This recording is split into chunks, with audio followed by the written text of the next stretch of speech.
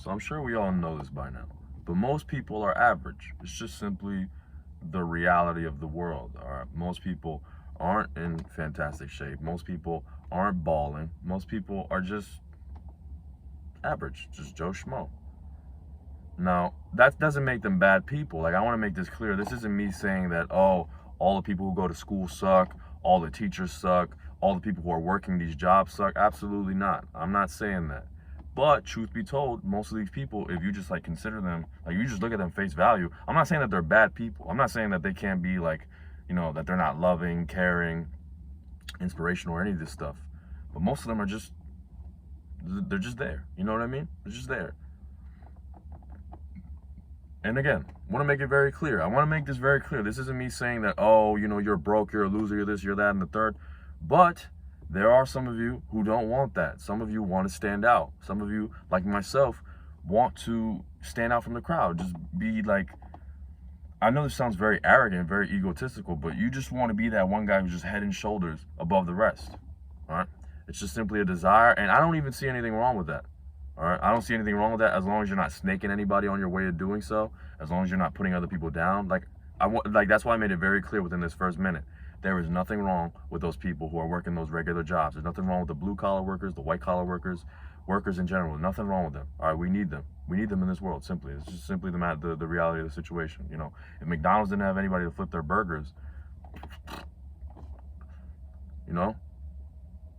so that's not wanting to be exceptional, wanting to stand out is never an excuse to put down other people like that.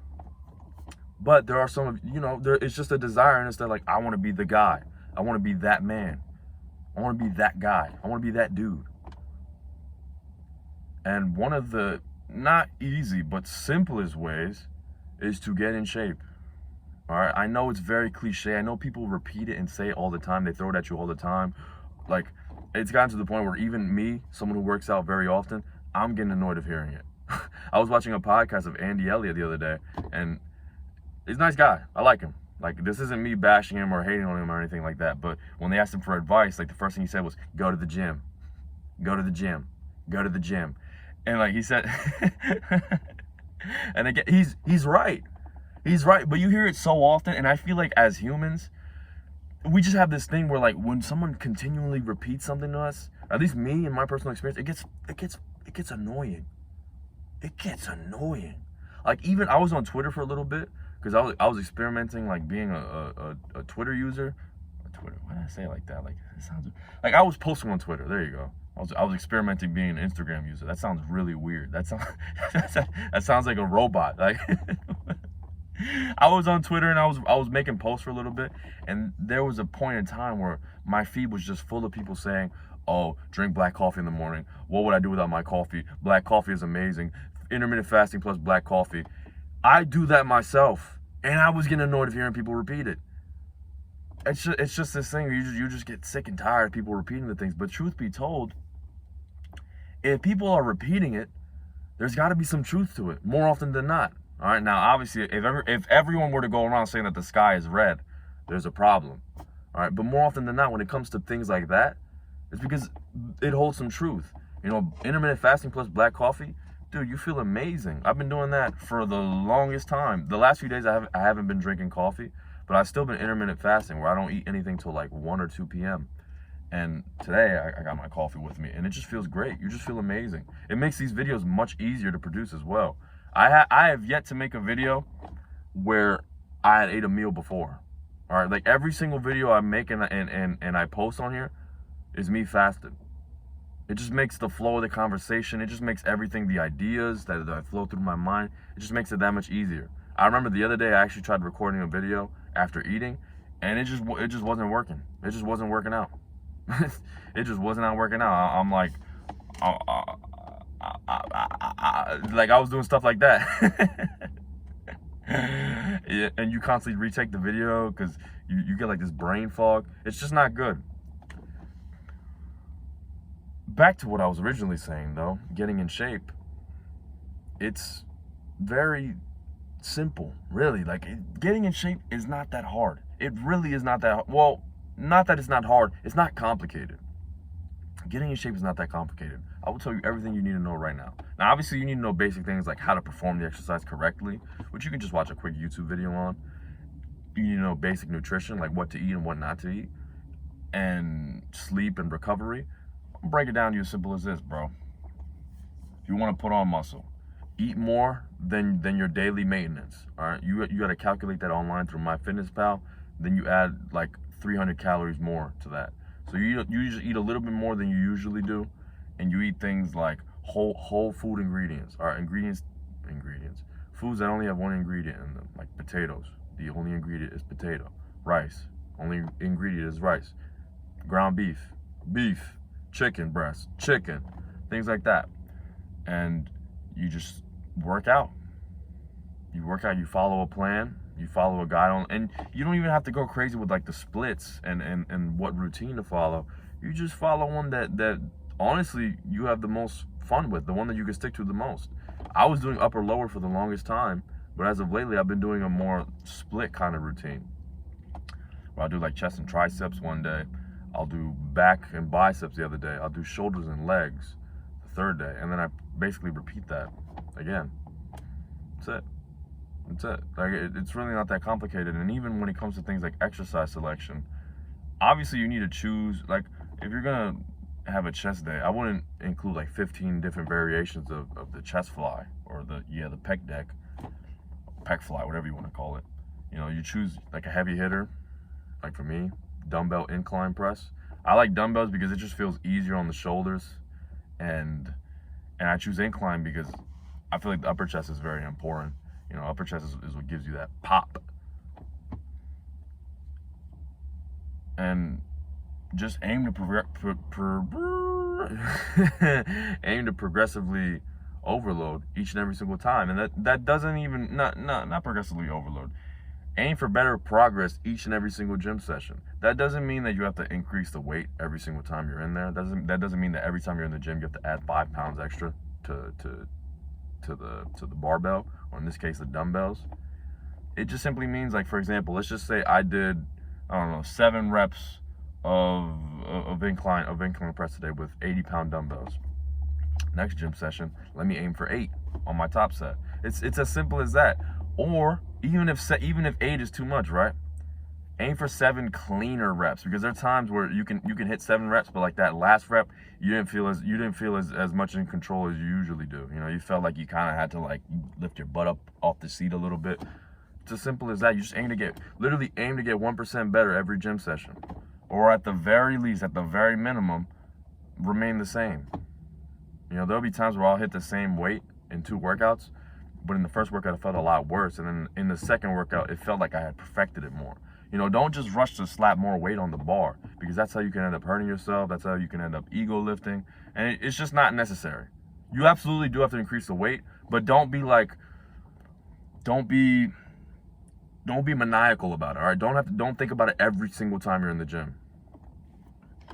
And that's just a matter of eating the clean, healthy foods, not eating. More often than not, what you really need to do is to stop avoiding the foods that are doing you harm. And the number one culprit is anything that has sugar in it. That doesn't include fruits. I think fruits are still fine. Fruits are fine. But things like packaged foods, you know, cookies, pastries, cakes, you have to avoid this stuff, man. You have to. I understand it tastes good. I understand you love it. I understand you enjoy it. But you have to make sacrifices, all right? If you want that nice, solid physique, that's a sacrifice that you have to make. It's just simply the case.